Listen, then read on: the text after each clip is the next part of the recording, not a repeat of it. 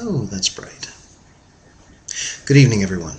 My name is Lane Russell, and you're watching Midnight.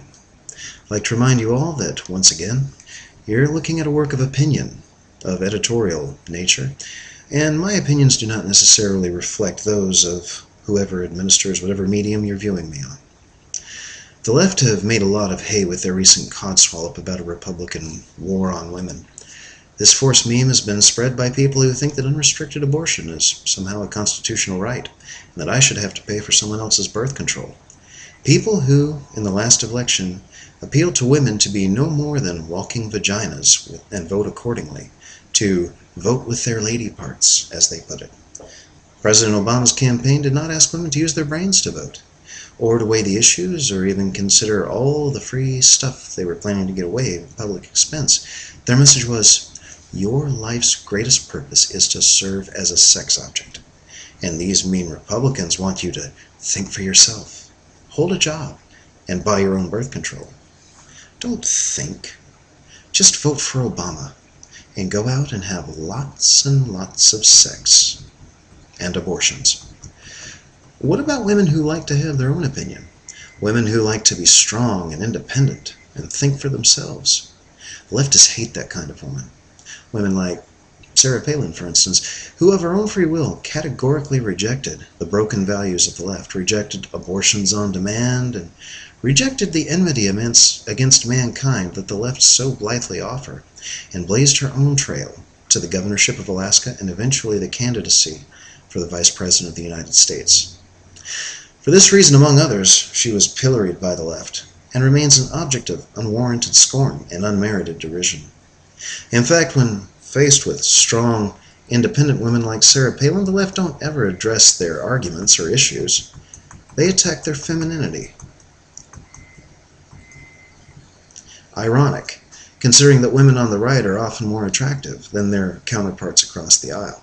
Sarah Palin is a former beauty queen. Maxim's 100 hottest women include lefty talk show host Hoda Kotb and California Attorney General Kamala Harris.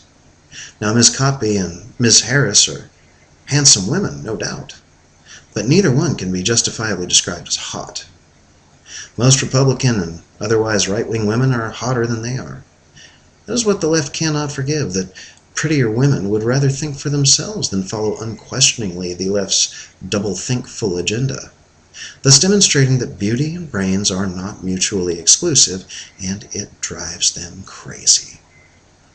The left is not just misogynistic, it is also unrepentantly hypocritical.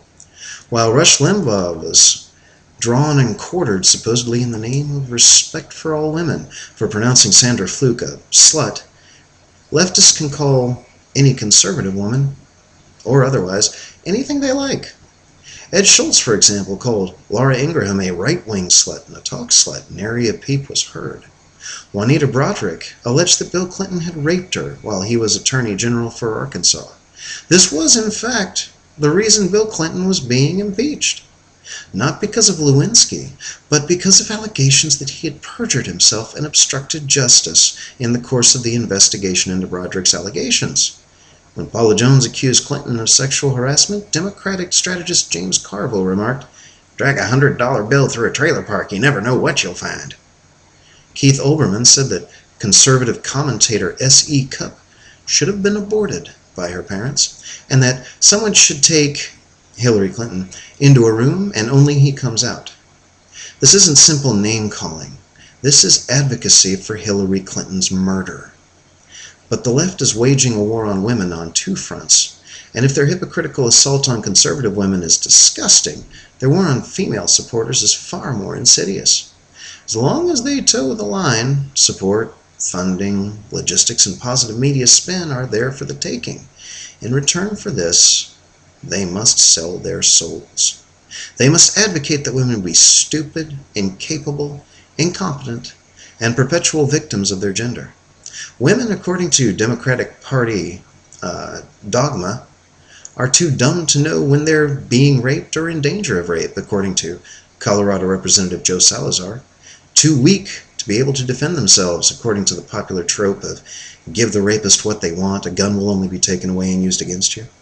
And only fit for sexual gratification as in the case of the creepy bar owner in Chicago who painted a nude portrait of Sarah Palin using his own daughter as the model. And of course the "Vote Like Your Lady Parts Depend on It" slogan. Kermit Gosnell's House of Horrors is yet another graphic example of how the left values women's lives and dignity. The left may unleash barbaric, simple-minded, and toxic hatred on any woman who dares question their insane beliefs.